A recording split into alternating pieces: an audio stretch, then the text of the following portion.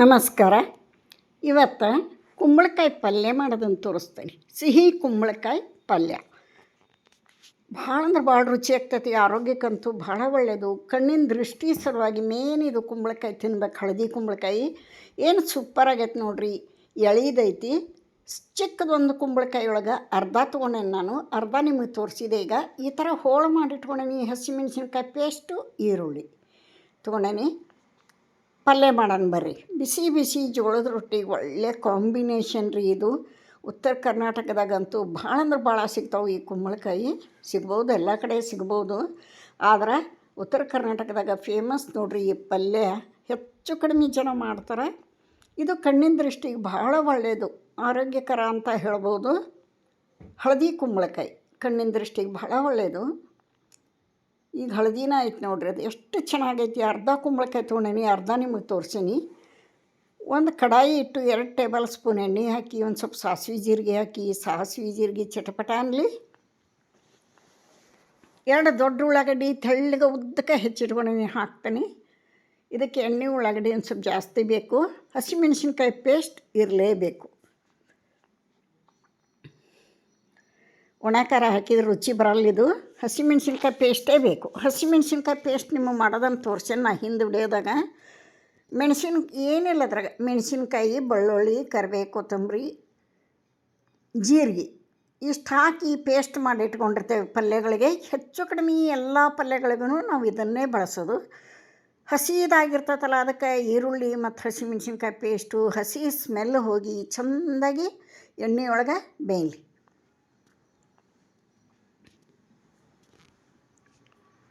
ಇಂಥ ಪಲ್ಯಗಳಿದ್ರೆ 2 ರೊಟ್ಟಿ ಜಾಸ್ತಿ ಹೋಗ್ತಾವೆ ನೋಡ್ರಿ. 2 ತಿನ್ನಲ್ಲ 4 ತಿಂತಾರೋ. ಅಷ್ಟೊಂದು ಇಷ್ಟ ಆಕ್ಕೈತಿ ಈ ಪಲ್ಯ, ಅಷ್ಟು ರುಚಿ ಆಗ್ತೈತಿ.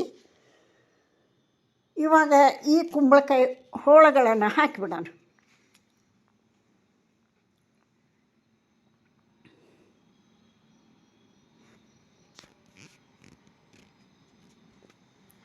ಇದಕ್ಕೀಗ ರುಚಿಗೆ ತಕ್ಕಷ್ಟು ಉಪ್ಪು,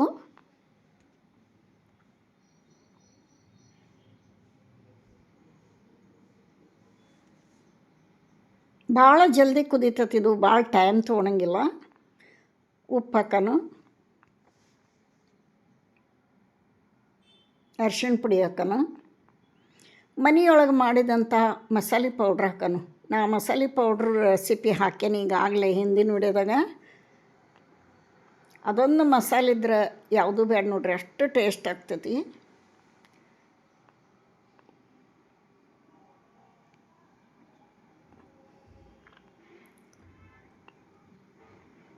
ಚಿಕ್ಕ ಸ್ಪೂನ್ಲೆ 1 ಸ್ಪೂನ್ ಹಾಕೀನಿ.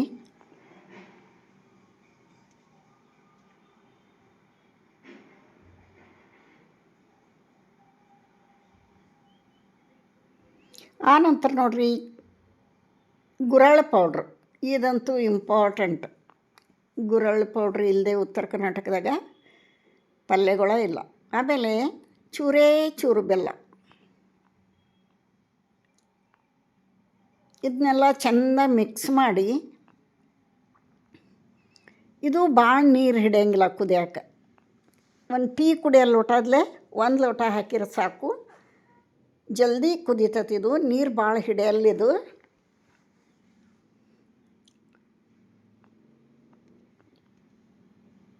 ಮೀಡಿಯಮ್ ಟು ಸ್ಲೋ ಉರಿಯೊಳಗಿಟ್ಟು ಒಂದು ಟೀ ಕುಡಿಯೋ ಲೋಟದಲ್ಲೇ 1 ಲೋಟ ನೀರು ಹಾಕಿ ಲಿಡ್ ಕ್ಲೋಸ್ ಮಾಡಿ ಬೇಯಿಸ್ಬಿಟ್ರೆ ರೆಡಿ ಆಕೈತೆ ನಮ್ಮ ಕುಂಬಳಕಾಯಿ ಪಲ್ಯ.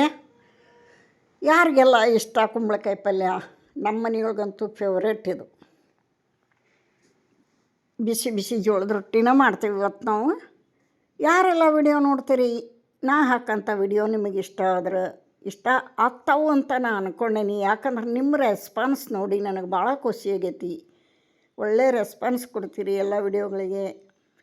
ನಿಮಗೆ ತುಂಬ ಹೃದಯದ ಧನ್ಯವಾದಗಳನ್ನು ಹೇಳಕ್ಕೆ ಬಯಸ್ತೀನಿ. ಇದೇ ಥರ ನಿಮ್ಮ ಸಪೋರ್ಟ್ ಇರಲಿ. ಆನಂತರ ಹೊಸಬ್ರು ಯಾರಾದರೂ ಚಾನಲ್ಗೆ ಭೇಟಿ ಕೊಟ್ಟಿದ್ರೆ ಪ್ಲೀಸ್ ಸಬ್ಸ್ಕ್ರೈಬ್ ಮಾಡ್ಕೊಂಡು ವಿಡಿಯೋ ನೋಡಿರಿ ಅಂತ ತಮ್ಮಲ್ಲಿ ರಿಕ್ವೆಸ್ಟ್ ಮಾಡ್ಕೋತೀನಿ. ಇವಾಗ ನೋಡಿರಿ ಮೇಲೆ ಪ್ಲೇಟ್ ಮುಚ್ಚಿ ಕುದಿಸೋಣ. ಒಂದು 2 ನಿಮಿಷದಾಗ ಕುದ್ದು ಬಿಡ್ತೈತಿ.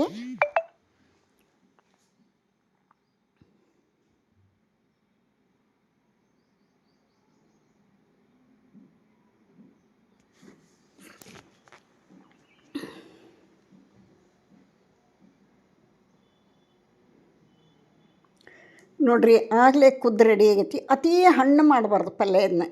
ಇದೊಂದು ನೆನಪು ಮನ್ಯಾಗ ಇಟ್ಕೋಬೇಕು. ಭಾಳ ನೀರು ಹಾಕಬಾರ್ದು. ಅತೀ ಹಣ್ಣಾಗಿ ಮಾಡಿದ್ರೆ ರುಚಿ ಬರಲ್ಲ. ಇದು ಸ್ವಲ್ಪ ಕಡ್ಕೊಳಕ್ಕೆ ಬರಂಗಿರಬೇಕು.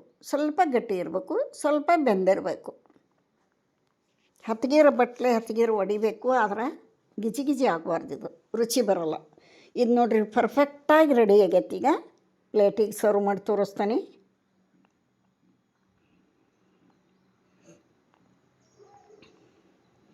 ಇದಕ್ಕೆ ಮತ್ತೆ ಮೇಲೆ ಕೊತ್ತಂಬರಿ ಹಾಕೋ ಅವಶ್ಯಕತೆ ಇಲ್ಲ. ಯಾಕಂದ್ರೆ ಹಸಿಮೆಣ್ಸಿನ್ಕಾಯಿ ಪೇಸ್ಟ್ನಾಗ ಭಾಳಷ್ಟು ಕೊತ್ತಂಬರಿ ಹಾಕಿ ನಾವು ರುಬ್ಬಿರ್ತೀವಿ. ಈಗ ಪ್ಲೇಟಿಗೆ ಸರ್ವ್ ಮಾಡಿ ತೋರಿಸ್ತೇನೆ. ನೀವು ಕೂಡ ಕಣ್ಣಿನ ಆರೋಗ್ಯಕ್ಕೋಸ್ಕರ ಈ ಹಳದಿ ಕುಂಬಳಕಾಯಿನ ತಂದು ಸಿಹಿ ಕುಂಬಳಕಾಯಿ ಪಲ್ಯ ಮಾಡಿಕೊಂಡು ಬಿಸಿ ಬಿಸಿ ಜೋಳದ ರೊಟ್ಟಿಗೆ ಹಚ್ಕೊಂಡು ತಿನ್ನಿರಿ. ನೋಡಿರಿ ಏನು ಸೂಪರಾಗಿ ಬಂದೈತೆ ನೋಡಿರಿ.